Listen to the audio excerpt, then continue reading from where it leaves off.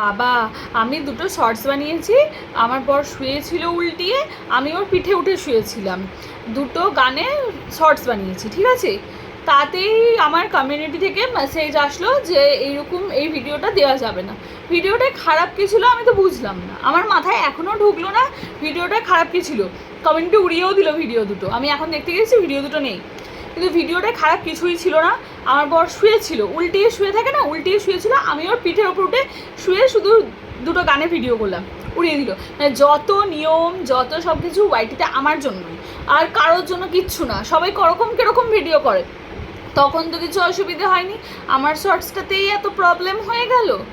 যাই হোক, ঠিক আছে।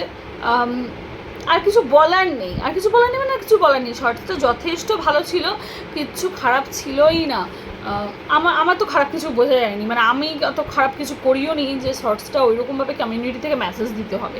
সে যাকে সেটা দিয়েছে বড় কথা না। তো কেউ তো কত কিছু করে, তখন তো কোনো অসুবিধা হয় না।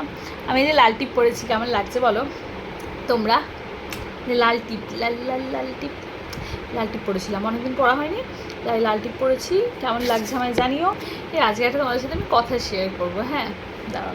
লাল টিপ পরি না তো, আমার টিপের পাতাতে ওই টিপটা পড়েছিল, তো আমার বড় তুমি টিপ পরে দেখবে কেমন লাগে। তাহলে হ্যাঁ, পরে দেখবো, কেন দেখবো না। তো সেই জন্য আমি লাল টিপটা পরলাম, কেমন লাগছে আমাকে জানিও।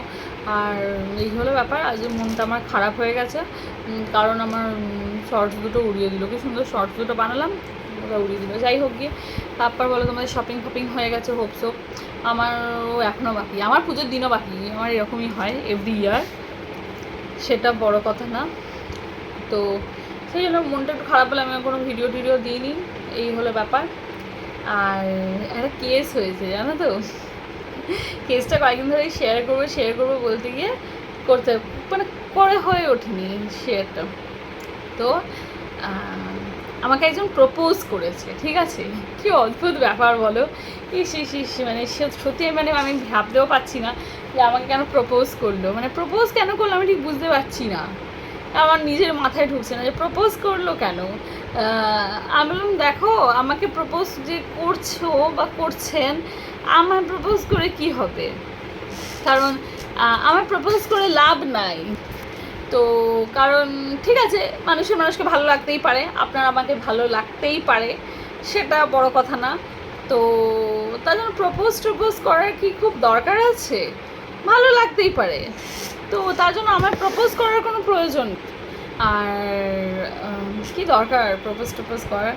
তো উনি জানি না ওনার কী মনে হয়েছে, তো উনি বললেন না প্রপোজ করা মানে আমি মানে কোনো মানে খারাপ বা তুমি অন্যের দিকে নিও না, আমার তোমাকে ভালো লাগে, আমি তোমাকে ভালো লাগাটা আমি তোমায় জানালাম।